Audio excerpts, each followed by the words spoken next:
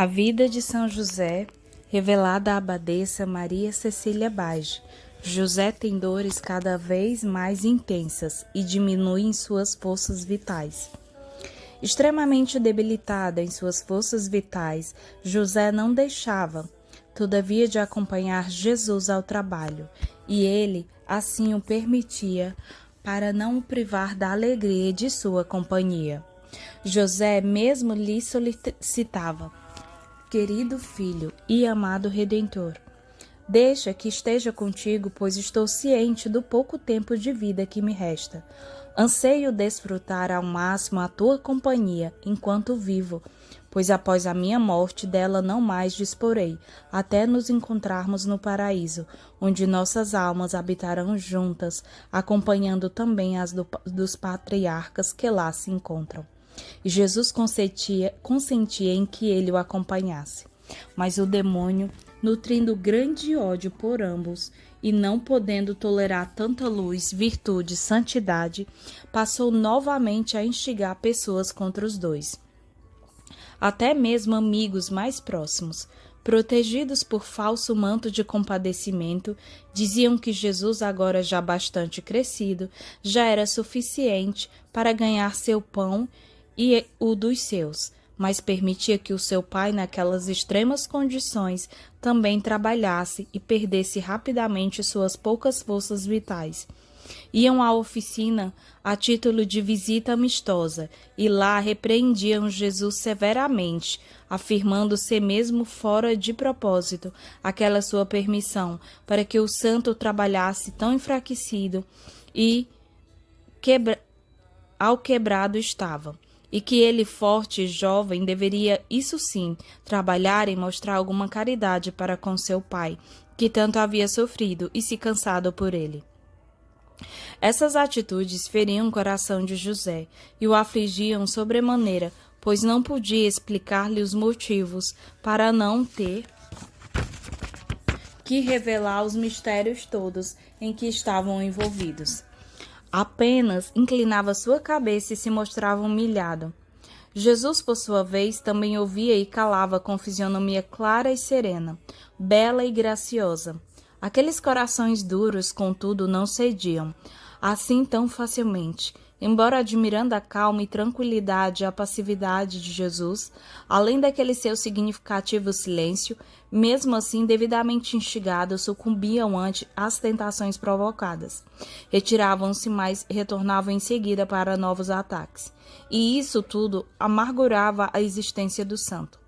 Outros, também instruídos pelo demônio, iam à oficina especialmente para lançar suas ofensas, desabafando suas raivas.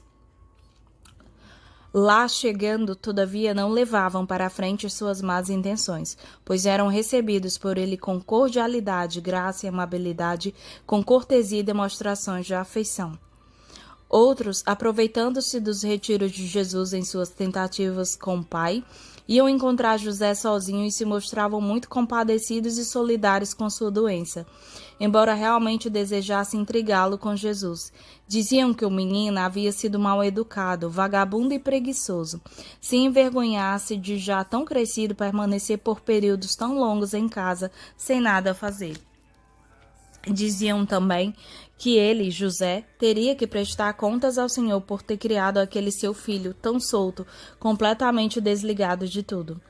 Alguns lhe diziam: veja como ele trata agora quem está doente, abandona-te, só aqui na oficina, não cuida e nem se importa contigo. Essas palavras calavam fundo no coração de José, que nada mais tinha a fazer que pedir-lhes para que se calassem e não ofendessem a Deus, pois não sabiam sobre as tarefas às quais se dedicava naqueles retiros que fazia. E as pessoas zombavam em resposta: claro, mas toca a ti o trabalho enquanto ele perambula por aí. De fato, eram palavras atrevidas, impertinentes, verdadeiramente instigadas pelo demônio, e teriam levado qualquer pessoa à perda da paciência. Não era o caso de José. Nunca se mostrou aborrecido, sofrendo tudo com paciência e amor pelo Redentor. Quem sabia destinado a muito sofrer para redimir a humanidade. Em tais ocasiões, renovavam-se suas lembranças sobre os tormentos que Jesus teria, e ele se afligia extraordinariamente. lá então ter com Maria e lhe contava: Querida Maria, eu compadeço-me de ti. Se o que eu ouço de mal sobre Jesus já me entristece, tanto o que será de ti, que também terás de ouvi-las, vê-lo, aflito e angustiado, contestado, perseguido e torturado? Como poderá o teu coração aguentar tudo o que virá? Ou como a tua alma será atormentada de dores? Que pena eu tenho de ti.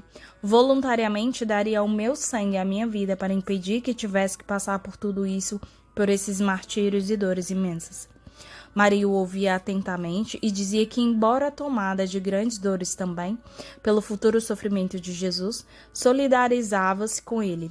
Embora mais preocupada ainda do que o próprio santo, o consolava com maneiras gentis e carinhosas, falando-lhe coisas amenas que pudessem animá-lo, como glorificação de Jesus em função dos sofrimentos, sobre a redenção e salvação de todos o que o abraçassem, sua doutrina e seguisse seu exemplo e outras coisas mais. E José então se acalmava, pelo menos temporariamente. Quando ele ia em busca de alimentos, pessoas lhe perguntavam sobre o que ocorria com ele, sempre combalido e acabrunhado, abatido e debilitado, e falava mal de Maria e de Jesus, que não lhe proporcionava a correta alimentação e que o deixavam trabalhar e cansar-se daquela forma. José tremia de dores e pedia às pessoas que não ofendessem aqueles dois inocentes dos quais somente recebia benefícios. Sabeis bem que a minha esposa e meu querido filho providenciam tudo o que necessito, e muito mais ainda, pois têm comigo todos os cuidados possíveis e imagináveis. No entanto, portanto, não fales deles dessa maneira que me ferece profundamente no coração. Sendo Deus que assim deseja, porque deveis culpar pessoas que me cuidem e me atendem? Com tais palavras, ela se sentiu embaraçadas e confusas. Pelo menos algumas delas, outras mais obstinadas, não ligavam para suas palavras e diziam que ele se deixava influenciar pelo amor que eles tinham. Mas que, se observasse mais atentamente, veria que seu debilitado estado decorria apenas da falta de cuidado. Mostrava por Maria e Jesus. Ele não lhe dava grande atenção e respondia: de tais pessoas eu recebo todos os cuidados e atenção, além de elas serem minha alegria e felicidade. Pensando de forma diferente, estarei certamente incidindo em erro. Inclinando sua cabeça, deixava e seguia seu caminho. Uma vez em casa, perturbado e aflito, era consolado e confortado por Maria e Jesus. Em razão das muitas ofensas que recebia daquelas pessoas, o santo se decidiu não mais deixar-se ver por elas, exceto em extrema necessidade, pensando mesmo até em privar-se de tão querida companhia de Jesus, somente para não vê-las. Essa ausência de Jesus era muito difícil para ele, mas o temor de ofender ao Senhor fez com que aceitasse pacientemente qualquer acontecimento, e permanecia em casa, em retiros e orações ou em colóquios religiosos com Maria. Com certa frequência, Jesus o procurava para com ele dialogar sobre o mistério divino, enquanto Maria estava empenhada no preparo da refeição, um pouco mais substancial para sua recuperação. José permanecia naquele pequeno quarto onde ocorrera o milagre da encarnação. Refletindo sobre esse acontecimento, chorava e muitas vezes permanecia em êxtase por horas seguidas. Vendo nesse estado, Maria se alegrava por ver seu marido tão favorecido de graças celestes e rendia suas graças ao Senhor. Aquele pequeno aposento, antes somente utilizado por Maria, era algo no final da vida santo, mais habitado por ele e por ela, pois lá sentiu-se muito bem. José pediu sua devida permissão para lá habitar de vez, no que ela graciosamente concordou, pois estava ciente do próximo fim dele. Naquele quarto, José tinha todos os motivos para consumir-se em seu amor por Deus, pois o local se mostrava muito atraente, portanto. Sabia bem que lá era tomado de ardentes sentimentos de caridade e de lá praticamente não safa, a não ser quando Maria o solicitava para tanto desejar retirar-se para seus habituais colóquios isolados com o Senhor. Em muitas dessas ocasiões, Deus permitiu que ele pudesse em espírito vê-la em suas preces, circundada de fonte luminosa, de grande luminosidade. Tais visões eram muito de seu agrado, e ele agradecia profusamente a Deus por elas. Enquanto ele ali permanecia orando, ele extremamente ajoelhado orava também, mesmo porque era acumulado com muitas e variadas graças na situação. Durante todo esse tempo, Jesus estava aplicado em seu trabalho, ganhando o necessário sustento familiar. José se afligia vendo em suas tarefas e frequentemente se referia a ele sobre essas suas preocupações. A resposta era de que não deveria preocupar-se com isso, pois ele apenas atendia à vontade do Senhor, que agora assim o desejava. As palavras de Maria também acalmavam. Também aquelas pessoas maldosas haviam deixado de frequentar a oficina, pois lá somente encontrava Jesus em suas tarefas.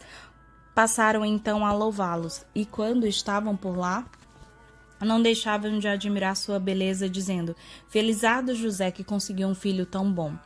Já foi mencionado a grande capacidade de Jesus em cativar aqueles que se aproximassem. Indo ter com José, esse imediatamente lhe perguntava sobre as ocorrências do dia de trabalho, pois se preocupava com aquelas eventuais perturbações. Como filho obediente que era, Jesus lhe relatava os acontecimentos, e José então se desculpava. Deves perdoar-me a ousadia das perguntas. Preocupa-me somente com a possibilidade das pessoas instigadas pelo inimigo que possam aborrecer-te, com palavras ou ações más. E como és o grande objeto do meu amor, ficarei amargurado sabendo que as pessoas possam desgostar-te ou ofender-te. Fico, porém, muito alegre em saber que és acolhida e amada por elas. Essas palavras calavam fundo no coração de Jesus. Ele então se externava também a respeito do grande amor que lhe devotava e de como incidia junto ao Pai Celeste para que lhe concedesse suas graças e o iluminasse com a sua luz para sempre.